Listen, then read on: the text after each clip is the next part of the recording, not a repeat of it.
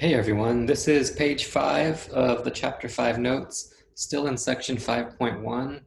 The goal of this page is to figure out how to find the area under the standard normal curve given a specific z-score and a direction. So there are two ways. You can use the table, which there is a link to that table in the modules in Canvas, or you can use StatCrunch. I don't care which way you do it. It's up to you. I'll show you both in this video. The first one I'll do is the table. So if you don't care about the table, fast forward. But let's look at this number one. To the left of z equals negative 1.23. If I were to draw this out, that's what this little diagram is for. You don't really have to do this, right? But we're just for concept of what we're doing here. I'm thinking about this is about negative 1.23 right there, or so. And then I'm trying to find that red shaded area. What is the area under that curve? Okay, so we'll have to use some assistance for this. I'll show you how to do it with the table. So if I pull up the table, what it's called is table. Oh, I'll just show it to you.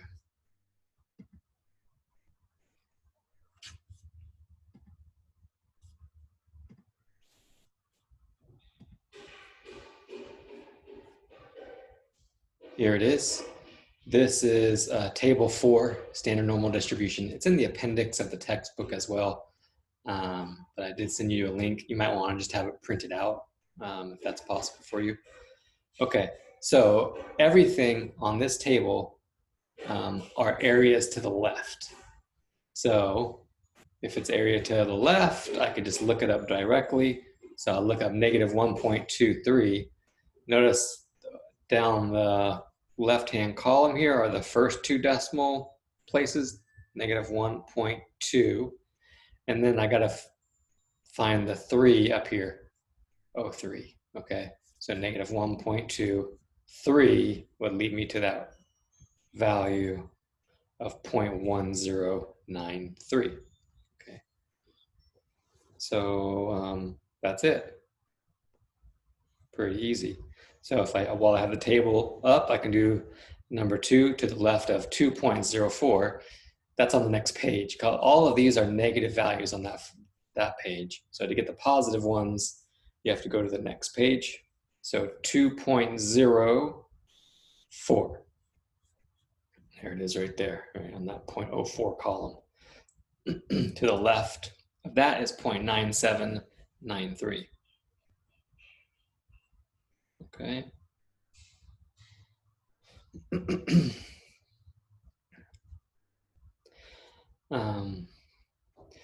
Now, again, everything in this table is area to the left. So if you have to do area to the right, which is the next problem, we'll have to get a little bit tricky. Got to do one extra step. So if I go back to my handout,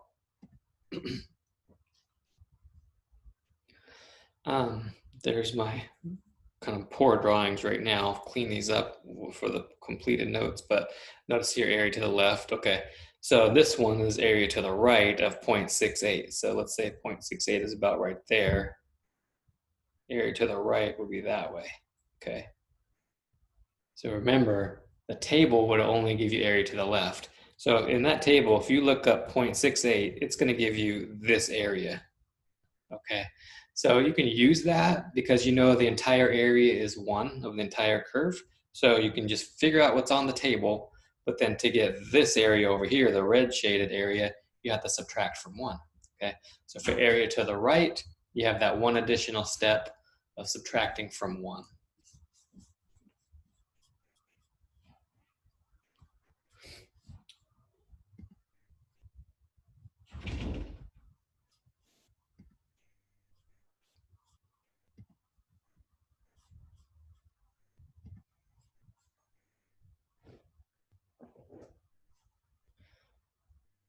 Okay, so if I'm looking up, what I'm looking up is 0.68, so 0.6 and then over to the 8 column.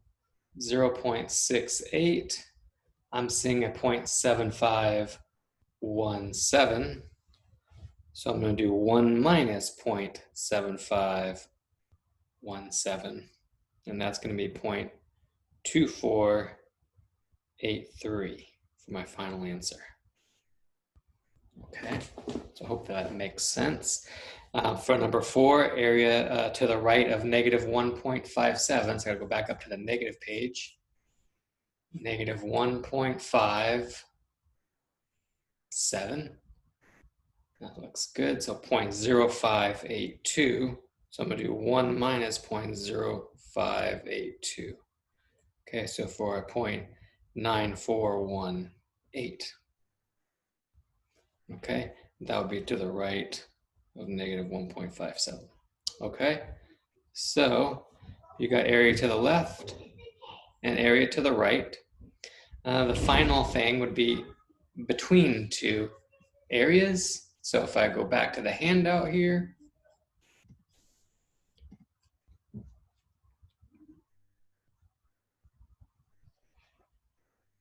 number 5 is between two areas. So between 0.45 on the number line, let's see, 0.45 maybe about right there, and 1.96. Okay, so I want this area between two. So again, we're going to have to try to use this table. If I looked up 0.45, I would get this area.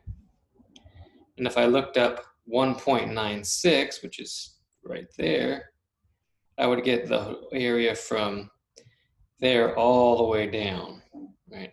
In other words, all of that area, right? So notice if you took all of that area and then subtracted this area here, you're going to be left with that red area. So in general then, what you're going to do is look up the value for each of those numbers and then just subtract them. Subtract the bigger one minus the smaller one, because your area is always going to be a positive number. Okay, so I'm going to go back to my table. I'm going to look up each of those numbers and then subtract them.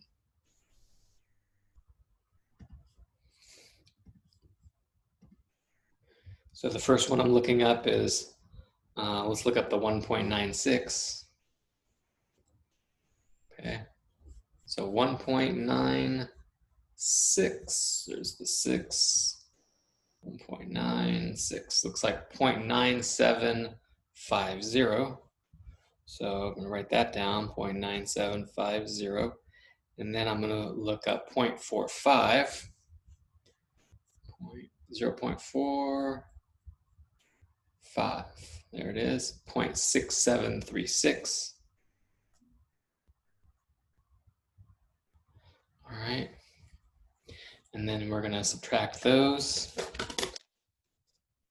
So I'm in my calculator now. I'm just doing 0.9750 minus 0.6736. And that's going to be 0.3014. Okay. And that's all you got to do. All right. So the other one, between -1 and 0.75, I'm going to look up each of those. I'm on the positive page here. Let's look up 0.75.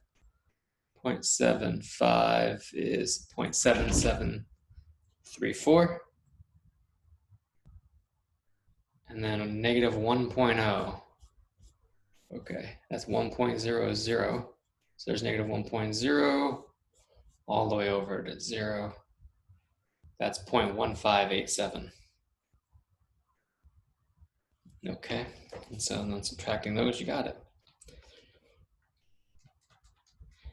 And that's 0.6147. Okay, those are all the three possibilities, left, right, or between. The only other thing you might see is something like in some different forms, like probability. So that's number 7 and 8. So if you think about what that's telling, it's telling you a left or a right or a two-tail. It's just, you have to interpret it. So like on number 7, you've got this guy, right? That's a greater than. Greater than is to the right. So the picture for this one would be something like this, negative 2.1 area to the right, where this one is going to be between two, right? So 0.41 and 1.33, something like in there. Okay, so this one would be to the right, and this one is a between. So then I can go back to my table and then just look those up, and that should be good.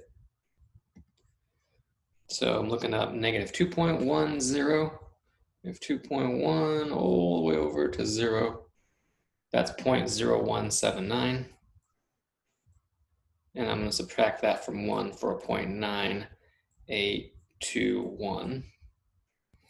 Okay, and then the other one is between, so I got to look up 1.33. 1.33 is 0.9082. And then subtract 0.41 would be right there, 0.41, 0.6591. And then subtract those, and you got it.